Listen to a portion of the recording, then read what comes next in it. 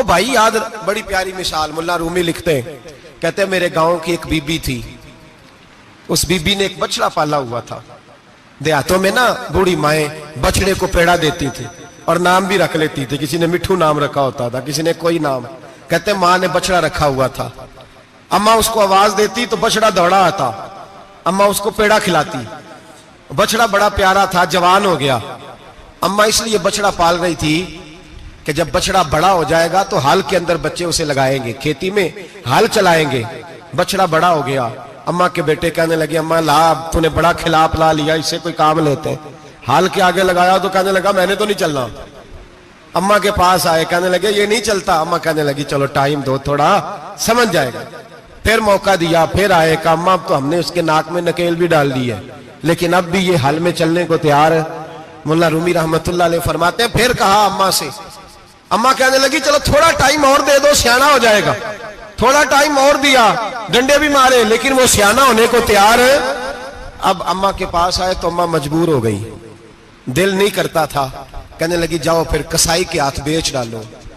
وہ گیا کسائی کے پاس، اسے کاٹا گیا، اس کی کھال اتاری گئی، اس کے چھوٹے چھوٹے پیس کر کے کھا گئے لوگ۔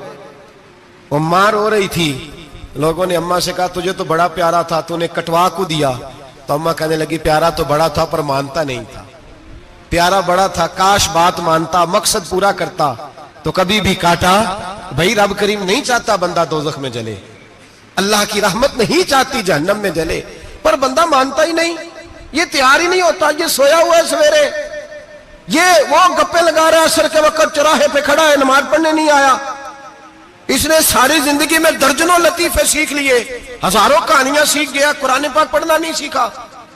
اس نے زندگی کی ہر چالاکی سیکھ لی ہے، نہیں سیکھی تو اپنے رسول کی حدیث نہیں سیکھی، نہیں سیکھا تو دین کی ضروری باتوں کو نہیں سیکھا۔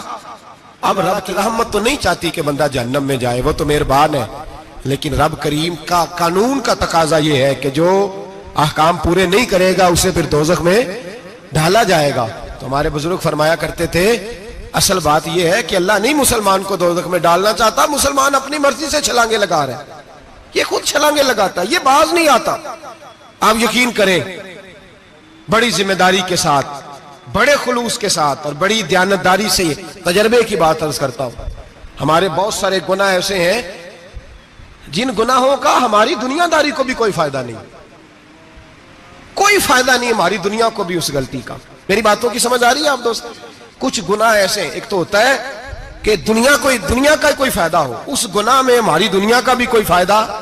جو آدمی جھوٹے لطیفے سناتا ہے، جھوٹ بولتا ہے، جھوٹ کوئی فائدہ نہیں اسے، لوگ 10 منٹ ہنستے ہیں اور باہر جا کہتے ہیں یار یہ تو کوئی غیر سنجیدہ آدمی ہے، وہ عقل ہی نہیں۔ کیا فائدہ کمایا اس نے، کیا نفع لیا اس نے؟ جو آدمی بڑھ بڑھ کے باتیں کرتا ہے، 2 4 5 10 آدمیوں کی غیبت کر جاتا ہے، لوگ کہتے ہیں یار بڑا چغل خور ہے، کیا کمایا اس نے زندگی میں؟ کچھ حاصل کر لیا اس نے؟ ہمارے بہت سارے گناہ میرے بھائی وہ ہیں جن کا ہماری دنیا کو بھی کوئی فائدہ نہیں، تو کیوں نہ ہم ان گناہوں کو چھوڑ دیں تاکہ ہمارے دین کو تو فائدہ ہو جائے، دین کو تو فائدہ ہو جائے۔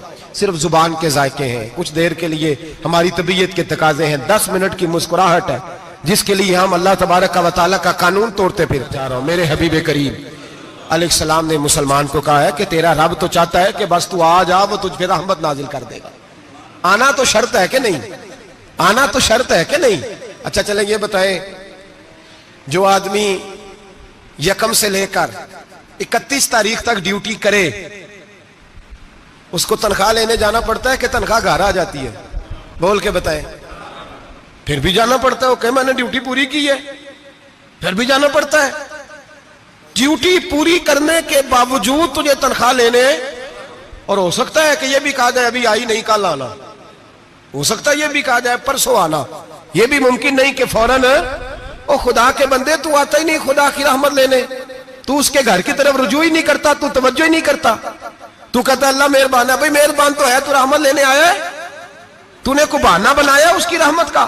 اللہ کی رحمت قیمت نہیں مانگتی، بہانہ مانگتی ہے، پر بتا نا تیرا کو بہانہ ہے کہ نہیں؟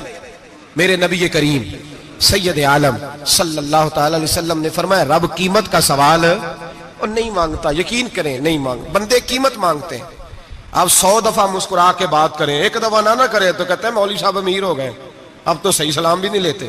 ایک دفعہ ہو سکتا ہے بیچارہ پیٹ میں درد ہو رہی ہو سکتا ہے گھر کی کو بہت بڑی ٹینشن ہو سکتا ہے کوئی مجبوری ہو، بندے ہمہ وقت قیمت مانگتے ہیں، ہمہ وقت آپ تندرست ہیں، ہر وقت آپ قیمت ادا کرتے ہیں تو لوگ راضی ہیں، لیکن رب کہتا تو کوئی قیمت نہ دے، کوئی بہانہ ہی بنا لے، تیرا رب تجھ سے راضی ہو جائے گا۔